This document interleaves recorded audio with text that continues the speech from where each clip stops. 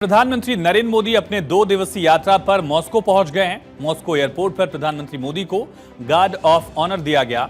Moscow पहुंचने के बाद प्रधानमंत्री नरेंद्र मोदी का ढोल नगाड़ों से स्वागत किया गया है। प्रधानमंत्री नरेंद्र मोदी मॉस्को में द कार्ल्टन होटल में कुछ बच्चों से मुलाकात करते भी नजर आए और प्रवासी भारतीय इंडियन डायस्पोरा जो है उससे भी प्रधानमंत्री यहां मुखातिब हुए।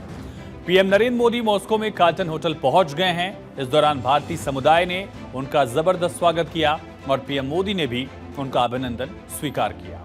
रूस की राजधानी मॉस्को में रूसी कलाकारों ने प्रधानमंत्री नरेंद्र मोदी के स्वागत में हिंदी गानों पर नृत्य किया। सांस्कृतिक नृत्य के साथ प्रधानमंत्री का स्वागत किया गया और दरअसल मॉस्को में होटल के बाहर भजन गाते हुए भी यहाँ के रूसी श्रद्धालु जो हैं वो नजर आए। बता दें कि पीएम मोदी का स्वागत रूस के प्रथम उप प्रधानमंत्री डेनिस मंटूरोव ने किया।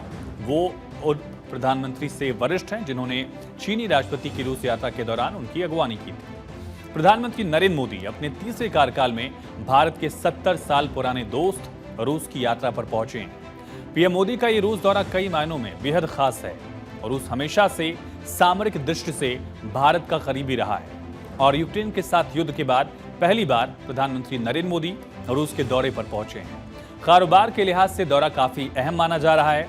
रणनीतिकारों का यह भी मानना है कि इस दौरे से तेल और समंदर के लिए नए रास्ते भी खुल सकते हैं। वैसे तो प्रधानमंत्री नरेंद्र मोदी के प्रधानमंत्री बनने के बाद से ही व्लादिमीर पुतिन के साथ उनकी करीब 16 मुलाकातें हो चुकी हैं, लेकिन 2022 के बाद दोनों नेता अब पहली बार आमने सामने होंगे। बीते 2 साल में वर्ल्ड पॉलिटिक्स में काफी बदलाव भी आ चुका है।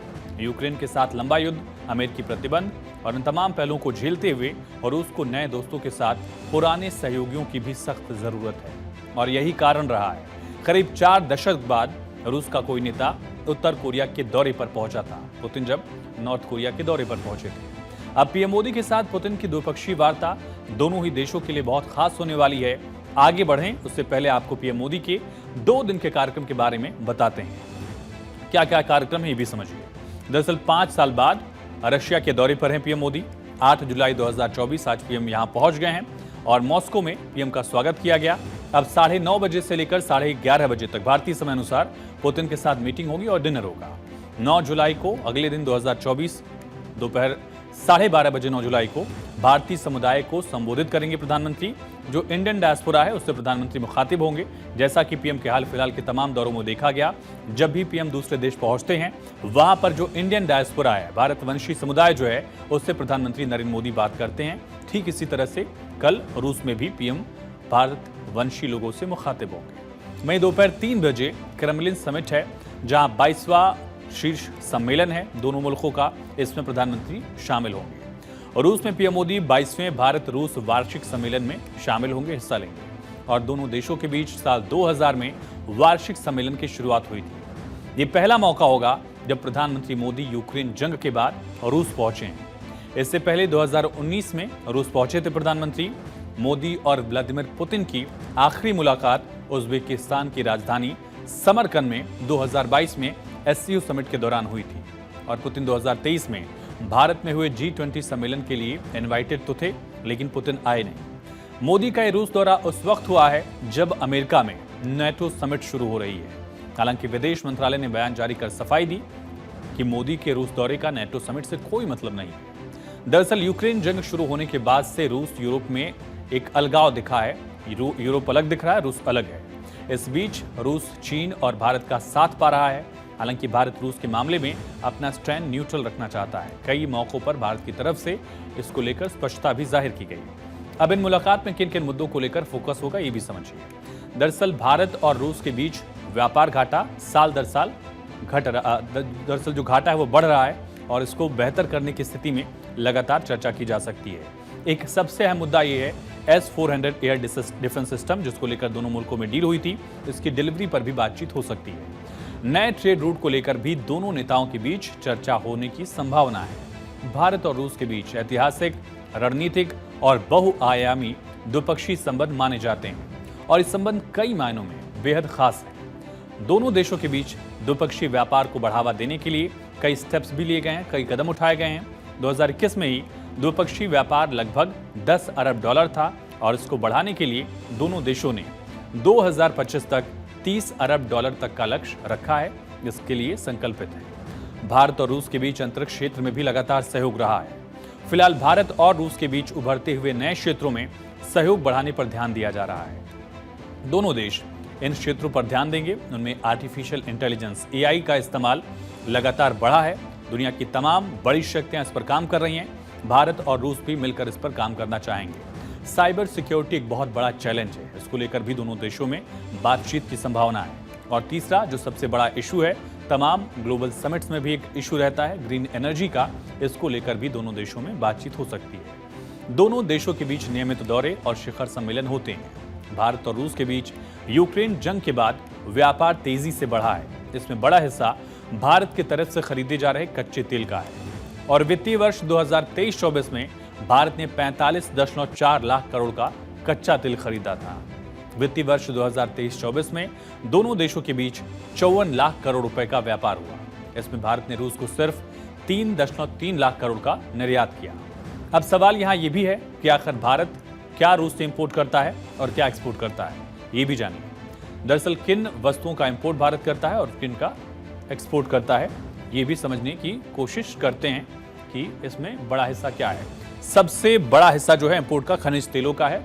जो ऑयल है वो भारत सबसे ज्यादा रूस से लेता है और रूस का लगभग 40% ऑयल इंपोर्ट जो है वो सीधे इंडिया आता है। तमाम वेस्टर्न सैंक्शंस के बावजूद भारत ने तेल खरीद जारी रखी है। लेकिन एक्सपोर्ट क्या करता है भारत? फार्मा प्रोडक्ट, दवाइयां। भारत दवाइयों को बहुत बड़ा एक्सपोर्टर है और खास करके कोविड काल में भी आपने देखा होगा किस तरह से दुनिया के तमाम देश भारत से रिक्वेस्ट कर रहे थे दवाइयों के लिए। भारत फार्मा प्रोडक्ट्स एक्सपोर्ट करता है रूस को। इसके अलावा आगे बढ़ते हैं और क्या चीजें हैं जो भारत इंपोर्ट करता है और एक्सपोर्ट करता है। ज्वेलरीज जो हैं, सोना है, चांदी है, हीरा है, इस तरह की जो खनिज है वो रूस में बहुत ज्यादा है और ये तमाम चीजें भारत दरअसल रूस से मंगाता है। इसके अलावा एक्सपोर्ट क्या करता है इसके बदले में? इलेक्ट्रिकल सामान जो है, इलेक्ट्रॉनिक सामान जो है, इक्विपमेंट्स इस तरह के, ये तमाम चीजें भारत की तरफ से एक्सपोर्ट की जाती हैं रूस को। फर्टिलाइजर यानी जो खाद है, यूरिया, डाई, इस तरह की खाद जो खेती में डायरेक्ट इस्तेमाल होती है, उसका प्रोडक्शन भारत में तो होता ही है, लेकिन कृषि पर निर्भरता हमारी बहुत ज्यादा है। इस वजह से फर्टिलाइजर इंडिया इंपोर्ट भी करता है रूस से। मशीनरी और कुछ पुर्जे जो हैं, स्पेसिफिक अगर बात की जाए तो भारत की तरफ से एक्सपोर्ट की जाती हैं रूस की इंडस्ट्रीज को। इसके अलावा शिप, बोट और दूसरे फ्लोटिंग स्ट्रक्चर जो हैं, जो वाटर बॉडीज में तैरते हैं, उनका इंपोर्ट जो है भारत करता है और रूस से। आयरन और स्टील इसके बदले में भारत एक्सपोर्ट भी करता है। आयरन ओर के मामले में भारत दुनिया के तमाम देशों से आगे है और यही वजह है कि ये चीज़ें एक्सपोर्ट भी की जाती हैं। भारत का इंपोर्ट पेपर प्रोडक्ट्स पर भी है। इसके अलावा कॉफ़ी, चाय, मसाले जो भारत दुनिया के तमाम देशों को एक्सपोर्ट करता है, ये भी मछली के साथ एक्सपोर्ट किया जाता है रूस को। न्यूक्लियर प्लांट के लिए यंत्र अगर बात की जाए तो रूस न्यूक्लियर पावर प्लांट्स को लेकर भारत की मदद हमेशा करता रहा। सप्लाई चेन को लगातार मजबूत करते रहा। एक दक्षिण भारत में पावर प्लांट भी भारत और रूस मिलकर डेवलप कर रहे हैं। इसको लेकर भी रूस ने परस्पर सहयोग की भूमिका निभाई है। व्हीकल्स भारत ने दुनिया के तमाम देशों को एक्सपोर्ट किए हैं और रूस भी कुछ व्हीकल्स जो हैं वो भारत से लेता है। इसके अलावा आयरन और स्टील जो हैं वो भारत की तरफ से इंपोर्ट भी किए जाते हैं। रबर भी इंपोर्ट किया जाता है। हालांकि रबर की सप्लाई इंडिया में चेन खुद भी बेहतर है। केरल जैसे राज्यों में इसका प्रोडक्शन बेहतर है, लेकिन इसके बावजूद बाकी ज़रूरतों को पूरा करने के लिए इसका इंपोर्ट किया जाता है। और इसके साथ ही भारत केमिकल प्रोडक्ट्स जो हैं वो एक्सपोर्ट भी करता है। विमानों के पुर्जे एक्सपोर्ट करता है जिसकी मैन्युफैक्चरिंग इंडिया में होती है। इसके साथ ही ये तमाम चीज़ें जो हैं वो इंपोर्ट भी की जाती हैं। तो मोदी और पुतिन की मुलाकात वैसे तो कई मायनों में खास है, लेकिन हम आपको सुखोई 57 के बारे में बताते हैं जो 5th जनरेशन का फाइटर जेट है। और अगर ये फाइटर जेट रूस भारत को देने को राजी होता है तो भारत चौथा देश बन जाएगा जिसके पास सुखोई 57 जैसा शानदार लड़ाकू विमान होगा। चीन और पाकिस्तान से निपटने के लिहाज से सुखोई 57 भारत के लिए गेम चेंजर साबित हो सकता है। चलिए आपको बताते हैं कि सुखोई 57 की खासियत क्या है और इसे लेकर रूस और भारत के बीच क्या बातचीत होने की संभावना है। तो किस तरह से गेम चेंजर है सुखोई 57, ये भी हम आपको बताते हैं। सुखोई 57 पर करार की संभावना है और तकनीक जो है वो रूस की तरफ से शेयर की जा सकती है, ये जानकारी मिल रही है। रूस का ये शानदार फाइटर जेट है, 5th जनरेशन का फाइटर जेट है। हाल में भारत ने राफेल को लेकर फ्रांस से डील की, राफेल की सप्लाई हुई, लेकिन सुखोई 57 के आ जाने से भारत की वायु क्षेत्र में जो क्षमता है वो और ज्यादा कई गुना बढ़ जाएगी। ये रडार को चकमा देने में माहिर माना जाता है। 2 सुपरसोनिक जेट इंजन से लैस है ये। 3500 किलोमीटर पर घंटे की रफ्तार इसकी है और सबसे शक्तिशाली लड़ाकू विमानों में से एक माना जाता है। सुखोई 57 का वजन 18,500 किलो है। लाइट वेटेड विमानों में इसकी गिनती है और इसी वजह से इसकी वजन उठाने की जो क्षमता है 35,000 किलो तक का ये वॉरहेड ले जा सकता है। एवियोनिक्स से लैस है। एक जेट करीब 5,000 करोड़ का है और सिर्फ 3 देशों के पास ऐसे जेट्स हैं। इनमें यूएस है, रूस है, चीन है, जिसके पास 5th जनरेशन के अपने विमान हैं। और अगर भारत को सुखोई 57 मिलता है, इस पर डील पक्की हो जाती है, तो भारत चौथा देश बन जाएगा जिसके पास 5th जनरेशन की इतने शक्तिशाली फाइटर जेट्स होंगे। और दौरे से ठीक पहले रूस ने भारत में मैंगो मिसाइल बनाने की डील भी फाइनल की। रूस की सरकारी डिफेंस कंपनी रोस्टेक ने पिछले हफ्ते गुरुवार को ही ये बताया था कि उसने भारत में मैंगो मिसाइल की मैन्युफैक्चरिंग के लिए काम शुरू कर दिया है और इस डील के फाइनल होने के बाद भारत की सैन्य ताकत में भी इजाफा होगा। दरअसल मैंगो मिसाइल एक तरह के शेल्स यानी गोले होते हैं जिन्हें टैंक की मदद से ही फायर किया जाता है। रोस्टेक ने बताया कि वो भारत में बारूद के उत्पादन को लेकर भी प्लान बना रही है। पीएम के दौरे से ठीक पहले मैंगो मिसाइल की डील अगर फाइनल जिसको लेकर चर्चा हुई, ये 125 मिलीमीटर टैंक गन से फायर किए जाएंगे। T-72 और T-90 यानी जो भीष्म टैंक है इसमें भी इस्तेमाल हो सकते हैं। 2 किलोमीटर की दूरी तक लक्ष्य को भेदने की इनकी क्षमता है। 230 मिलीमीटर से लेकर 520 मिलीमीटर की स्टील को फाड़ सकता है और टैंक की ऊपरी सतह को फाड़कर अंदर घुसने में सक्षम है। टैंक में घुसते ही ये ब्लास्ट होता है जिससे तबाही मचा सकता है। पूरा नाम इसका है 3VBM-17 मैंगो शेल्स। वहीं भारत ने 2018 में रूस से S-400 एयर डिफेंस सिस्टम की डील की थी। इस डील के तहत 5 सालों में भारत को ये सभी एयर डिफेंस सिस्टम मिलने थे। हालांकि अभी तक रूस ने सिर्फ 3 ही एयर डिफेंस सिस्टम भारत को दिए हैं। अभी भी 2 S-400 भारत को मिलना बाकी है। इसकी सप्लाई बची हुई है। इसके पीछे की एक बड़ी वजह यूक्रेन जंग को माना जा रहा है। इसके चलते एयर डिफेंस सिस्टम की डिलीवरी में देरी हो रही है। ऐसे में प्रधानमंत्री मोदी इस मुद्दे पर रूसी राष्ट्रपति व्लादिमीर पुतिन के साथ बातचीत कर सकते हैं। दोनों देशों के बीच आगे की रणनीति क्या है, ये भी बताते हैं। दरअसल दोनों देशों के बीच ऊर्जा सहयोग को और बढ़ाने की योजना है। तेल और गैस आपूर्ति समझौतों को शामिल किया जा सकता है। ऊर्जा परियोजनाओं में निवेश और तकनीकी पर दोनों मुल्क यानी भारत और रूस काम कर रहे हैं ताकि भारत और रूस के बीच सहयोग हो। सिर्फ तेल तक सीमित न रहे बल्कि भारत रूस से प्राकृतिक गैस LNG भी खरीदे। भारत की ऊर्जा सुरक्षा को बढ़ावा मिलता है। इससे ऑप्शंस और ज्यादा होते हैं और साथ ही इसमें कीमतों को लेकर भी भारत को काफी रियायत रूस की तरफ से दी गई थी। और रूस को ऊर्जा निर्यात के लिए एक बड़ा बाजार मिलता है। भारत की इतनी बड़ी आबादी और भारत में इतना कंजम्पशन और रूस के लिए ऐसे वक्त में जरूरी है जब पश्चिमी देशों ने उस पर तमाम तरह के प्रतिबंध लगा दिए हैं। और ऐसे मुश्किल वक्त में भी भारत ने रूस का साथ दिया और यही वजह है कि भारत ने अपना ऑयल इंपोर्ट रूस से कई गुना कोविड काल में, खास करके जब वॉर हुई तब और ज्यादा बढ़ाया। इसका फायदा भारत को मिला है। भारत और रूस के बीच लंबे समय से मजबूत रक्षा संबंध भी हैं और भारत ने कई प्रकार के हथियार और डिफेंस सिस्टम और रूस से आयात किए हैं। लगातार आर्म्स इंपोर्ट भी भारत रूस से ही करता रहा। इसका एक बड़ा हिस्सा जो है वो रूस से ही आता है। इसके अलावा भारत ने रूस से विभिन्न प्रकार के रेडार और संचार उपकरण यानी कि कम्युनिकेशन का जो सिस्टम है वो भी रूस से लिया है। इन तमाम पहलुओं से हमारी सेना की क्षमता को मजबूती मिलती है। इन हथियारों से, इन इक्विपमेंट से हमारी सेना मजबूत होती है और अलग अलग मोर्चों पर कामयाब भी होती है। इन सभी हथियारों और रक्षा प्रणालियों ने भारतीय सेना, नौसेना और वायुसेना की युद्ध क्षमता को बढ़ाने में भी अहम भूमिका निभाई है। रूस के साथ ये रक्षा सहयोग भारत की रणनीतिक सुरक्षा के लिए भी काफी अहम है। रणनीतिक लिहाज से भी काफी अहम माना जा रहा है। और व्यापार क्या क्या है ये भी समझिए। सुखोई 30 भारतीय वायुसेना का मुख्य लड़ाकू विमान है। ये विमान रूस के साथ मिलकर भारत में ही निर्मित होता है और रूस से ये टेक्नोलॉजी मिली थी। MiG-29 ये एक मल्टी रोल फाइटर जेट है। भारतीय वायुसेना और नौसेना दोनों इसका उपयोग दशकों से करती हैं। IL-76, IL-78 ये परिवहन विमान है और एरियल रिफ्यूलिंग टैंकर विमान है। कई बार आपने देखा होगा कि हवा में ही लड़ाकू विमान में वापस से रिफ्यूल कर लिया जाता है, तेल भर दिया जाता है। इसके लिए भी इस तरह के विमानों का इस्तेमाल होता है जो भारत और रूस के बीच एक अहम कड़ी है। Mi-17 हेलीकॉप्टर ट्रांसपोर्ट हेलीकॉप्टर है। ट्रूप्स यानी कि सेना की टुकड़ी और सामान दोनों के लिए परिवहन के लिए इसका इस्तेमाल किया जाता रहा है। KA-226T एक हल्का मल्टी रोल हेलीकॉप्टर है जिससे भारत में निर्मित करने की योजना है। और T-90 इसे भीष्म भी कहते हैं। ये भारत का मुख्य युद्धक टैंक है और रूस से खरीदा गया है। भारत में इसे बनाया जा रहा है। T-72 एक पुराना है लेकिन अहम युद्धक टैंक है। T-72 को भारतीय सेना उपयोग में लेती है, इसका इस्तेमाल किया जाता है। और INS विक्रमादित्य ये विमान वाहक पोत रूस से खरीदा गया था। किलो क्लास पनडुब्बी भारतीय नौसेना के पास कई किलो क्लास डीजल इलेक्ट्रिक पनडुब्बियां हैं। तलवार क्लास फ्रिगेट्स ये गाइडेड मिसाइल फ्रिगेट्स हैं जो भारतीय नौसेना में शामिल हैं। और सबसे अहम है हाल फिलहाल में भारत और रूस की डील्स को लेकर S-400 मिसाइल सिस्टम अत्याधुनिक एंटी एयरक्राफ्ट मिसाइल सिस्टम है जिसे भारत ने रूस से खरीदा है। इसकी सप्लाई का कुछ हिस्सा बाकी है। इसके अलावा ब्रह्मोस का नाम आपने सुना ही होगा। BrahMos missile supersonic cruise missile है और रूस के सहयोग से ही भारत में इसे डेवलप किया गया है। भारत के रक्षा बलों द्वारा इसका इस्तेमाल भी किया जाता है।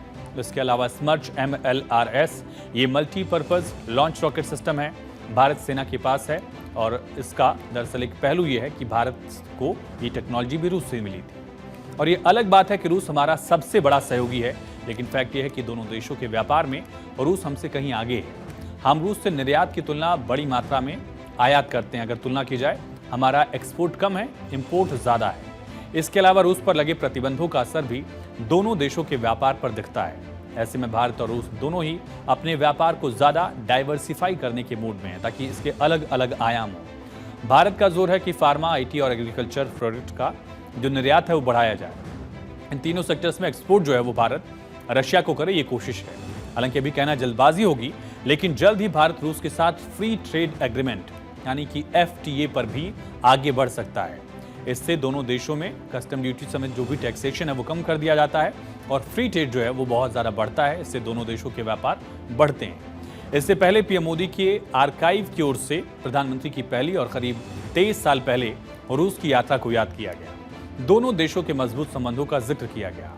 सोशल मीडिया प्लेटफॉर्म X पर अपने एक लंबे पोस्ट में मोदी आर्काइव नाम के एक हैंडल ने प्रधानमंत्री के रूप से अपने पुराने संबंधों का जिक्र किया। प्रधानमंत्री के पुराने रूसी दौरों का जिक्र करते हुए कहा गया कि भारत और रूस के बीच लंबे समय से चले आ रहे आपसी संबंधों की जड़ें बहुत गहरी हैं, जिन्हें प्रधानमंत्री नरेंद्र मोदी ने गुजरात के मुख्यमंत्री के रूप में भी अपने कार्यकाल के दौरान मजबूती दी थी। आगे लिखा गया, मोदी की पहली रूस यात्रा 6 नवंबर 2001 को हुई थी, जब वो गुजरात के मुख्यमंत्री थे और राष्ट्रपति व्लादिमीर पुतिन के साथ भारत और रूस के शिखर सम्मेलन के लिए तत्कालीन प्रधानमंत्री अटल बिहारी वाजपेयी के साथ मोदी मॉस्को के लिए रवाना हुए थे। तस्वीर आप भी देखिए कितनी खास है। एक तरफ पुतिन बैठे हैं, ठीक उनके बगल में भारत के तत्कालीन प्रधानमंत्री अटल बिहारी वाजपेयी हैं और वाजपेयी जी के बगल में नरेंद्र मोदी हैं जो गुजरात के मुख्यमंत्री थे। गुजरात और रशिया के एक स्टेट में उस यात्रा के दौरान कई सारी डील्स भी हुई थी। कई और पुराने चेहरे भी आपको मसलन जसवंत सिंह भी तस्वीरों में दिख रहे होंगे। लेकिन ये तस्वीर बताती है कि भारत और रूस के संबंध कितने पुराने, कितने प्रगाढ़ रहे हैं। और उसी के साथ नरेंद्र मोदी का भी इस तरह से पुतिन के साथ रिश्ता अगर कहा जाए कि 23 वर्षों पहले ये मुलाकात हुई थी। वहीं प्रधानमंत्री मोदी ने 2019 के रूस दौरे के दौरान भी अपने पहले दौरे को याद दिलाया था। PM मोदी ने इस यात्रा को याद करते हुए कहा था कि ये राष्ट्रपति व्लादिमीर पुतिन के साथ उनकी पहली मुलाकात थी। उन्होंने भी कहा था कि एक छोटे से राज्य से होने और अंतर्राष्ट्रीय मंच पर अपेक्षाकृत नए होने के बावजूद राष्ट्रपति पुतिन उनके साथ सम्मान के साथ पेश आए, जिससे हमारे बीच एक स्थायी दोस्ती के द्वार खुल गए थे। ये जिक्र प्रधानमंत्री ने 2009 की उस तस्वीर के कंपैरिजन में की थी। 9 जुलाई को रूस में अपनी यात्रा पूरी करने के बाद PM एक और मुल्क रवाना होंगे। ऑस्ट्रेलिया के लिए PM रवाना होंगे और पिछले 40 सालों में किसी भारतीय प्रधानमंत्री की पहली यात्रा है। इससे पहले 1983 के दौर में इंदिरा गांधी पहुंची थी ऑस्ट्रिया और उसके बाद से लेकर अब प्रधानमंत्री नरेंद्र मोदी ऑस्ट्रिया जाने वाले PM बने। मोदी और पुतिन कल मंगलवार को मॉस्को में 22वें भारत और रूस वार्षिक शिखर सम्मेलन में व्यापार, ऊर्जा, रक्षा समेत विविध क्षेत्रों में द्विपक्षीय संबंधों को और विस्तार देने के तरीकों पर विचार विमर्श करेंगे। ऑस्ट्रिया में भी प्रधानमंत्री कई अहम समझौते कर सकते हैं, ये उम्मीद जाहिर की जा रही है।